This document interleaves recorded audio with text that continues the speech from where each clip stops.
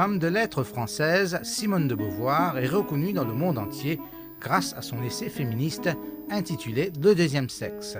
Sa relation amoureuse est particulièrement marginale pour l'époque avec le philosophe et écrivain Jean-Paul Sartre, lui confère un statut particulier de femme indépendante et totalement libérée. Passionnée, elle puise dans sa vie, dans ses aventures et dans ses relations amoureuses l'inspiration nécessaire à l'écriture de son œuvre. Engagée, elle a fait de sa vie et de ses écrits un exemple d'émancipation féminine. Simone Ernestine Marie Bertrand de Beauvoir vient au monde le 9 janvier 1908 au sein d'une famille catholique relativement aisée. Enfant, elle étudie à l'Institut Désir, une école catholique. Elle rejette très tôt ses enseignements en se déclarant totalement athée. Elle se découvre alors une profonde passion pour la lecture et l'écriture. Dès 1926, elle s'inscrit à des cours de philosophie dispensés à la Sorbonne. En 1929, elle rencontre Jean-Paul Sartre et est reçue deuxième au concours d'agrégation de philosophie juste derrière lui. Elle enseigne ensuite dans plusieurs villes de France. Toutefois, non comblée par cette profession, elle l'abandonne en 1943 pour suivre une carrière littéraire. Son premier roman, L'invité, met en scène des rapports amoureux embrasés par le sentiment de jalousie au sein d'une relation tripartite. Ce roman est largement inspiré de sa propre expérience amoureuse.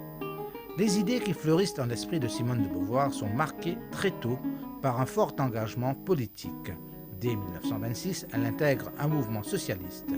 En 1945, Jean-Paul Sartre crée Les Temps modernes, une revue de gauche dans laquelle elle écrit de nombreux articles. Au lendemain de la Seconde Guerre mondiale, ses engagements politiques redoublent d'intensité. Elle fait preuve également d'un engagement très prononcé envers la condition féminine. En 1949, elle publie un essai intitulé « Le deuxième sexe », où elle prône la libération et l'émancipation de la femme dans la société. Dès 1947, Simone de Beauvoir se lance à la découverte du monde.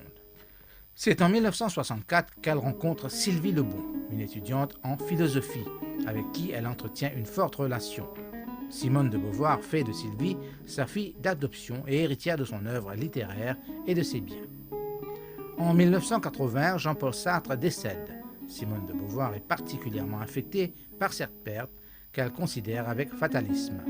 Entourée par sa fille adoptive Sylvie et son ancien amant Claude Lanzmann, Simone de Beauvoir s'éteint le 14 avril 1986 à l'âge de 78 ans. Elle repose au cimetière Montparnasse à Paris aux côtés de Jean-Paul Sartre. Elle est enterrée avec à son doigt l'anneau de Nelson Algren, son amant de longue date.